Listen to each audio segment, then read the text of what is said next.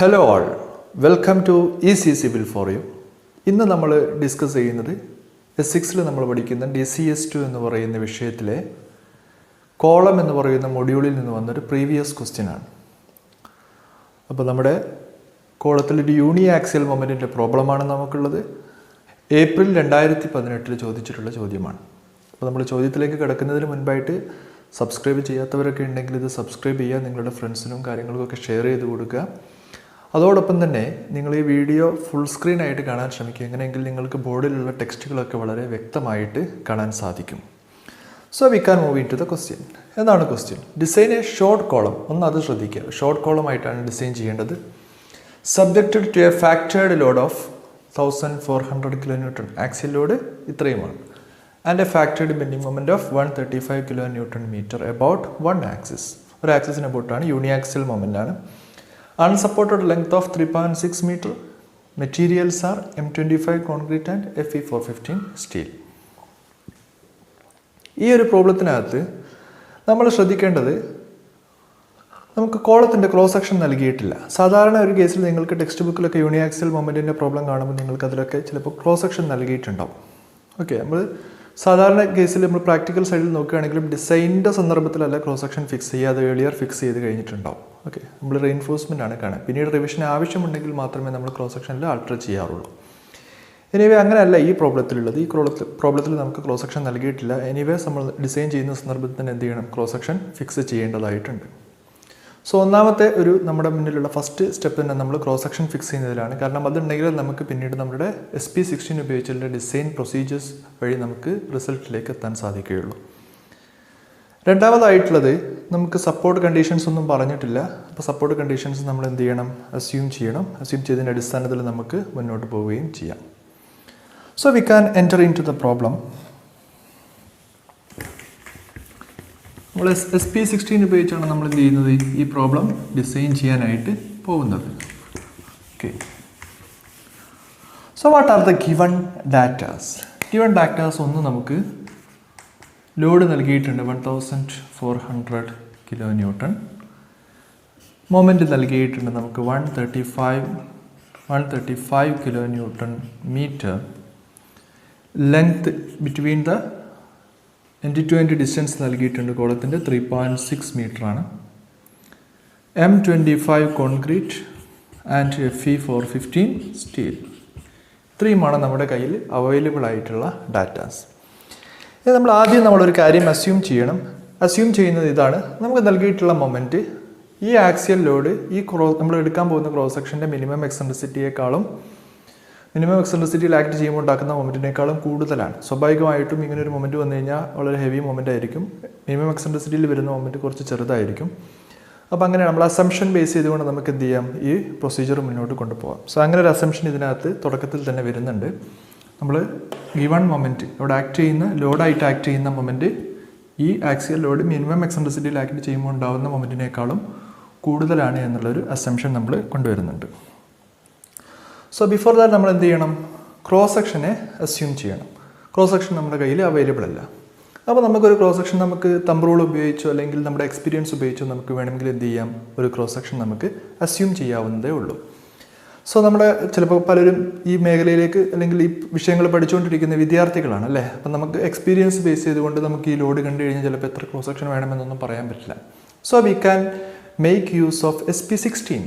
Page number 101 മുതൽ നമുക്ക് എന്താണ്? കോളത്തിനെ കുറിച്ചാണ്, കംപ്രഷൻ മെമ്പേഴ്സിനെ കുറിച്ചാണ് പറയുന്നത്. അതിൽ യൂണിയാക്സിയൽ മൊമെൻറ്റ് വരുന്നൊരു പ്രോബ്ലം ഉണ്ട്. ആ പ്രോബ്ലത്തിനകത്ത് നിങ്ങൾക്ക് 2000 kN 200 kN വരുന്ന ഒരു പ്രോബ്ലം ഉണ്ട്. സോ ആക്സിയൽ ലോഡാണെങ്കിലും മൊമെൻ്റ് ആണെങ്കിലും ആ യൂണിയാക്സിയൽ പ്രോബ്ലത്തിനകത്ത് നമ്മുടെ ഗിവൺ ലോഡുകളുടെ ഇതിൻ്റെ 2/3 ആണ് നമ്മുടെ given പ്രോബ്ലത്തിലുള്ള ലോഡുകളുള്ളത്.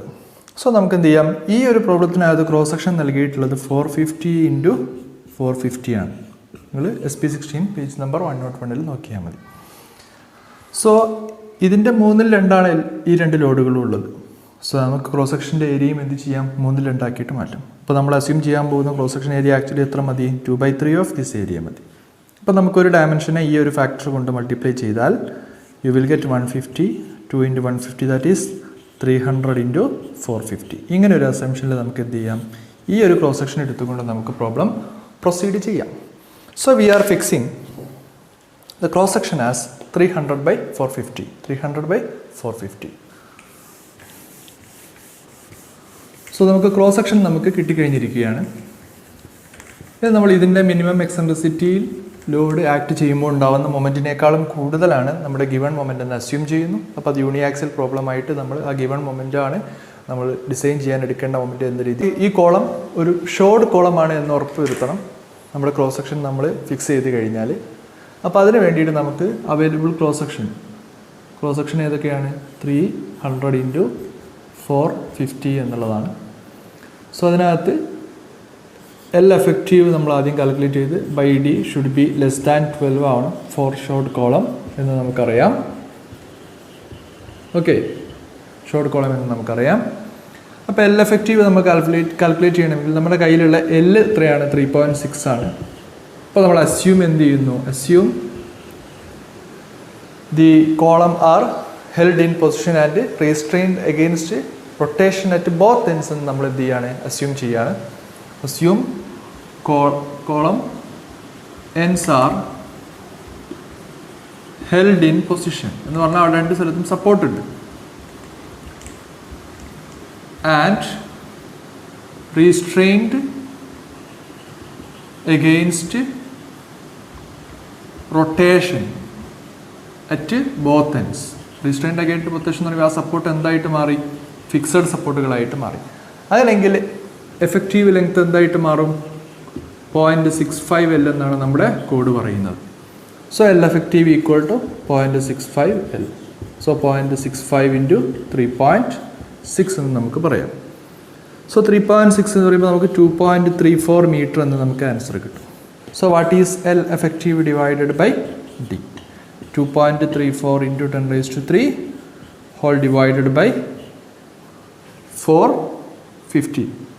Okay, 450. So the value will be lies 7.8 approximately. So 7.8 ആണ് കിട്ടിയിരിക്കുന്നത്. That is less than 12. So the column is short. നമ്മുടെ ക്രോസ് സെക്ഷൻ പ്രകാരം നമ്മുടെ കോളം എന്താണ്? അതിൻ്റെ ലെങ്ത്തും സപ്പോർട്ട് കണ്ടീഷൻസും കൂടെ നമ്മൾ ഉപയോഗപ്പെടുത്തി കഴിഞ്ഞാൽ ഷോർട്ട് കോളത്തിൻ്റെ ബിഹേവിയർ ആയിരിക്കുമെന്ന് നമുക്ക് ഉറപ്പിച്ച് പറയാൻ പറ്റും. സോ അതോടുകൂടി നമുക്ക് ഫർദർ ഡിസൈൻ സ്റ്റെപ്പുകളിലേക്ക് പോകാം. പ്രൊസീജിയറിലേക്ക് പോകുമ്പോൾ എങ്ങനെയാണ് നമ്മൾ ഈ പ്രോബ്ലം ഡീൽ ചെയ്യുന്നത്? SP16 ഉപയോഗിച്ച്. SP16 എന്തൊക്കെയാണ് അവൈലബിൾ ആയിട്ടുള്ളത്? ആക്ച്വലി യൂണിയാക്സിൽ മൊമെൻറ്റ് വരുന്ന പ്രോബ്ലം ചെയ്യാൻ വേണ്ടിയിട്ട് നമുക്ക് SP16 അവൈലബിൾ ആയിട്ടുള്ളത് 36 ചാർട്ടുകളാണ്. Okay, 36 charts. അതിൽ first 12 charts rectangular cross section ഉള്ള കോളത്തിനാണ് 2 sided റീഇൻഫോഴ്സ്മെൻറ്റ്സ്. ഓക്കെ, ഒരു റെക്ടാങ്കുലർ ക്രോസ് സെക്ഷൻസ് വെച്ച് കഴിഞ്ഞാൽ ഇങ്ങനെ 2 sided ആയിട്ട് നമ്മൾ റീഇൻഫോഴ്സ്മെൻറ്റ് വെക്കുന്നത്. Second 12 charts rectangular cross section തന്നെയാണ് 4 sided റീഇൻഫോഴ്സ്മെൻ്റ് ആണ്. ഓക്കെ, 4 വശങ്ങളിലും എന്തുണ്ടാവും? റീഇൻഫോഴ്സ്മെൻറ്റ് ഒരേപോലെ കൊടുത്തിട്ടുണ്ടാവും. പിന്നീട് വരുന്ന 12 ചാർട്ടുകൾ സർക്കുലാർ ആണ്. ഇപ്പോൾ സർക്കുലാർ ഷേപ്പിൽ തന്നെയാണ് നമ്മൾ റീഇൻഫോഴ്സ്മെൻറ്റുകൾ കൊടുക്കുക. അപ്പം ഇങ്ങനെയാണ് അറേഞ്ച് ചെയ്തിരിക്കുന്നത്. നമ്മൾ എടുത്തിരിക്കുന്നത് എന്താണ്? അസ്യൂം ചെയ്തിരിക്കുന്ന ക്രോസ് സെക്ഷൻ റെക്ടാങ്കുലർ ക്രോസ് സെക്ഷനാണ്. സോ നമ്മുടെ ചാർട്ട് ടോപ്പിലുള്ള 12 ഏതെങ്കിലും ഒന്നിലായിരിക്കും ഉണ്ടാവുക. ഇനി നമ്മൾ അസ്യൂം ചെയ്യുകയാണ് 2 സൈഡഡ് ആയിട്ടാണ് റീഇൻഫോഴ്സ്മെൻറ്റ് കൊടുക്കുന്നത്. അപ്പോൾ നമ്മുടെ ചാർട്ടുകൾ ഏതിലേക്ക് ചുരുങ്ങി? ഈ 12 ചാർട്ടുകളിലേക്ക് ചുരുങ്ങി. ഈ 12 ചാർട്ടുകൾ എങ്ങനെയാണ്? ഓരോ കേസിലും 12 ചാർട്ടുകൾ വിഭജിച്ചിരിക്കുന്നത് ഏത് ടൈപ്പ് ഓഫ് സ്റ്റീൽ എന്നതിൻ്റെയും പിന്നെ D'/D എന്ന് പറയുന്ന വാല്യൂവിൻ്റെയും അടിസ്ഥാനത്തിലാണ്.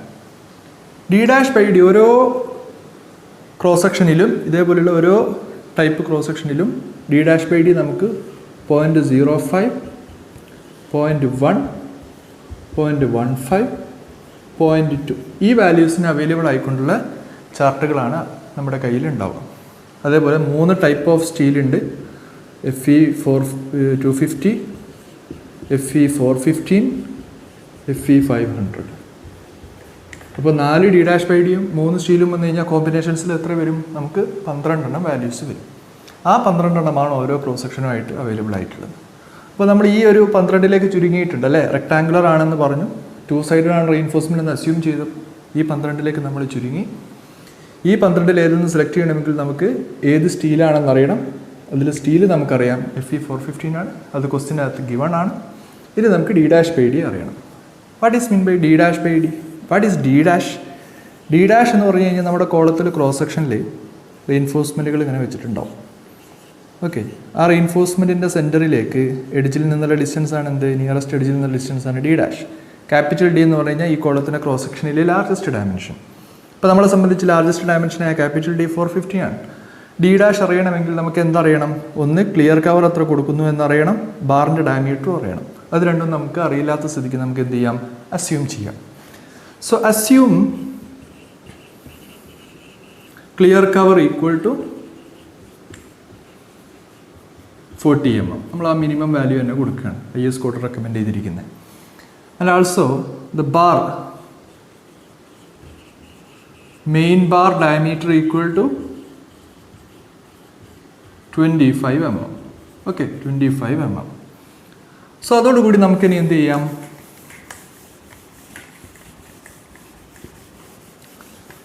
D' കാൽക്കുലേറ്റ് ചെയ്യാം. What is D'?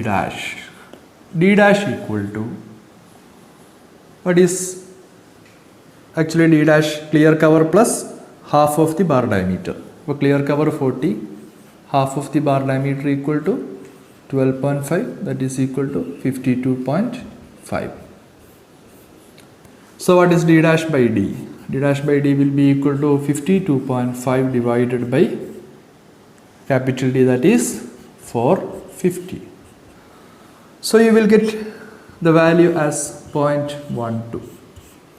നമുക്ക് കയ്യിലുള്ളത് ഏതിൻ്റെയൊക്കെ ചാർട്ടുകളായിരിക്കും? 0.05, 0.1, 0.15 ആൻഡ് 0.2. അപ്പോൾ അത് 0.12 ഉണ്ടോ? എക്സാക്റ്റ് ആയിട്ട് IS കോഡ് പറയുന്നത് എന്താണെന്ന് പറഞ്ഞു കഴിഞ്ഞാൽ 0.12 കിട്ടിയാൽ നമ്മൾ 0.1ൻ്റെയും 0.15ൻ്റെയും കറസ്പോണ്ടിങ് ചാർട്ടുകളിൽ നിന്ന് സ്റ്റീൽ കണ്ടെത്തി അതിൽ നിന്നും 0.12ലേക്ക് ഇൻ്റർപോളേറ്റ് ചെയ്ത് എത്താനാണ്. ഇനി നമുക്കത് ടൈം കൺസ്യൂമിങ് ആണെങ്കിൽ നമുക്ക് എന്ത് ചെയ്യാം? കൺസർവേറ്റീവ് സൈഡ് എടുക്കാം. അപ്പോൾ എപ്പോഴും റൗണ്ട് അപ്പ് ചെയ്താലാണ് നമുക്ക് കൺസർവേറ്റീവ് ആയിട്ടുള്ള വാല്യൂസ് കിട്ടുക, സേഫ് ആയിട്ടുള്ള വാല്യൂസ് കിട്ടുക. അപ്പോൾ 0.12ൻ്റെ തൊട്ടപ്പുറം മുകളിലുള്ള റൗണ്ട് അപ്പിലേക്ക് എത്തുമ്പോൾ നമ്മൾ ഏതിലേക്കാണ് എത്തുക? 0.15ലേക്കാണ് എത്തുക.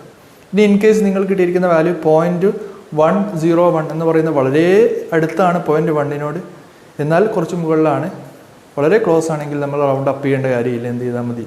0.1 തന്നെ സെലക്ട് ചെയ്താൽ മതി. So we are taking D' by D equal to 0.15 Fe415 rectangular column and two-sided reinforcement. അപ്പോൾ നമുക്ക് ഏത് ചാർട്ടാണ് എന്നുള്ളതിന് എന്ത് ചെയ്യാൻ പറ്റും? ഫിക്സ് ചെയ്യാൻ പറ്റും. നമ്മുടെ 36 ചാർട്ടുകളും നമ്മൾ പേജ് നമ്പർ 112 to 147 ആണ്. 36 പേജുകളായിട്ട് തന്നെ നമ്മുടെ SP16 അവൈലബിൾ ആണ്.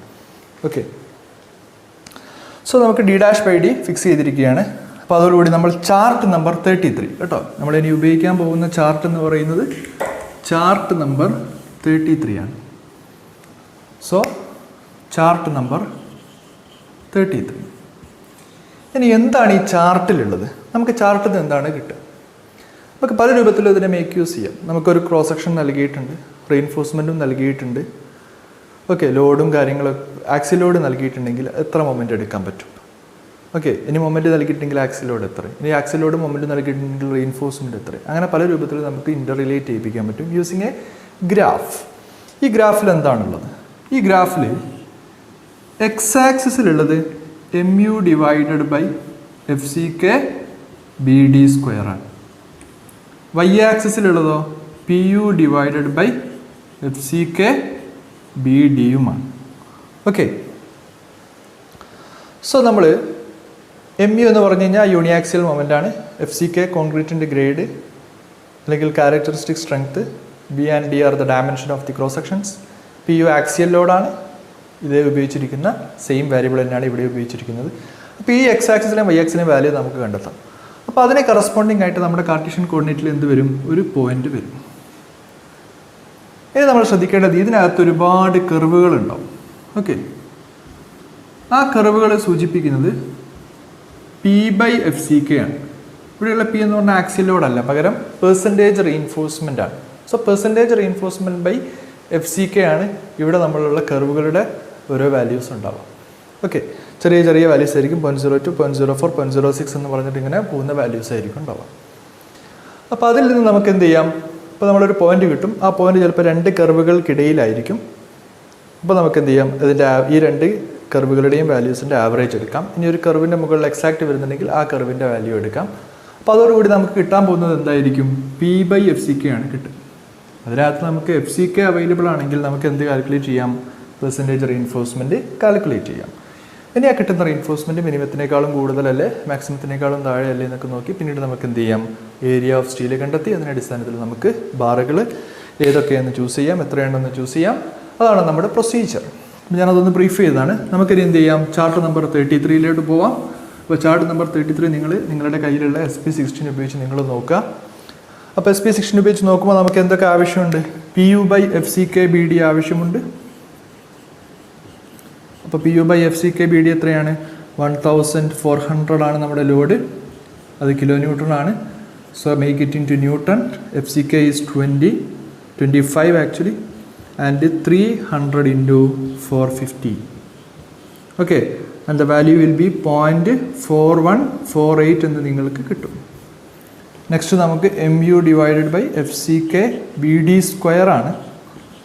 So that is MU is 135 kilonewton meter ആണ്. So kilonewton ന്യൂട്ടൺ ആക്കാൻ ഒരു 10⁻³ മീറ്ററിനെ മില്ലിമീറ്റർ ആക്കാൻ ഒരു 10⁻³ വരുമ്പോൾ 10⁻⁶ വേണം ന്യൂട്ടൺ മില്ലിമീറ്ററിലേക്ക് എത്തിക്കാൻ.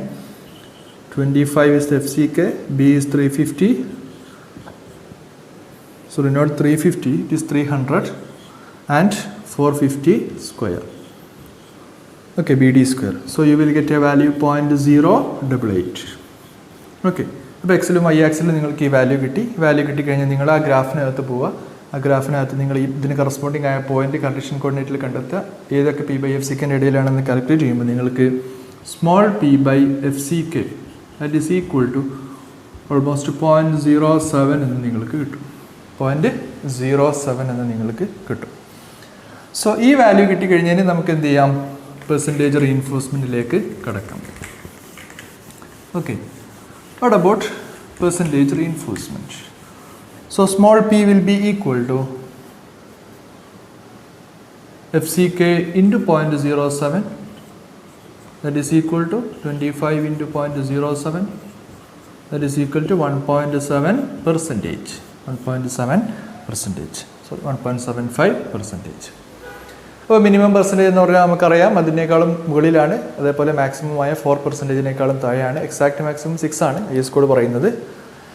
സോ അതിൻ്റെ ഇടയിലാണ്. നമുക്ക് കൺവീനിയൻ്റ് ആയിട്ടുള്ളൊരു പെർസെൻറ്റേജ് ആണ്. So we can calculate area of steel, compression steel എത്ര വേണം എന്നുള്ളതാണ്.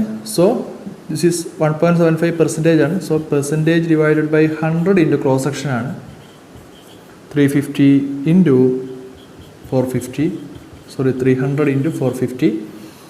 So that is 1.75 divided by 100 into 300 into 450.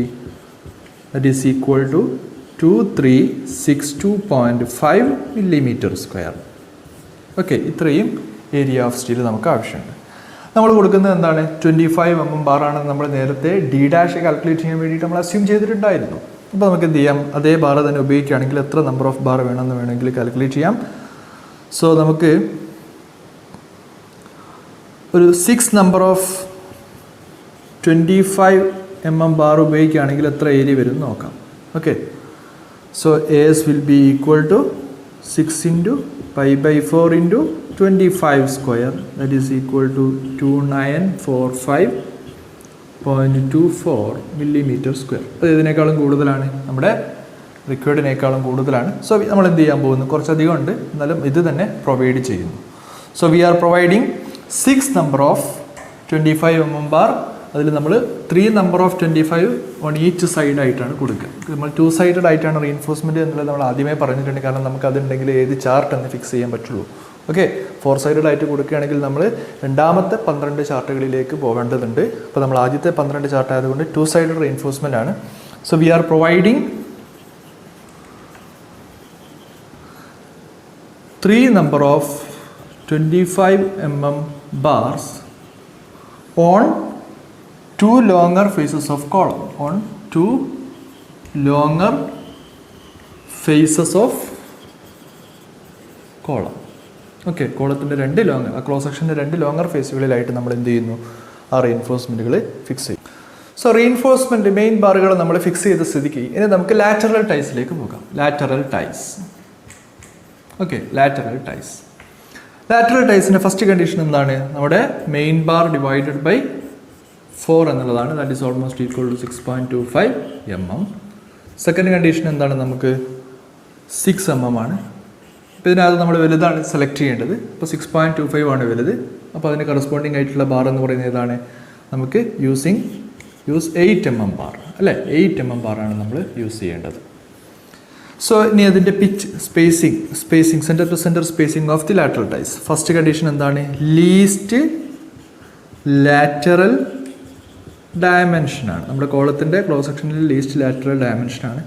അത് എത്രയായിരുന്നു? നമുക്ക് 300/450 ആണ്. So 300 is the least. So second condition is 16.5 ആണ്. നമ്മുടെ ബാർ 16 × 25 ആണ്. So the value will be 400 mm. Okay, 400 mm. And the third condition is 300 mm. Spacing ആകുമ്പോൾ നമ്മൾ ചെറുതാണ് എടുക്കേണ്ടത്. ഇതിൽ നമ്മൾ വലുതാണ് എടുക്കേണ്ടതെങ്കിൽ സ്പേസിങ്ങിൽ നമ്മൾ ചെറുതാണ്. സോ ചെറുത്.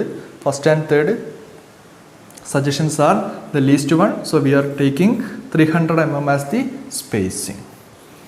So we are providing 8 mm bar at 8 mm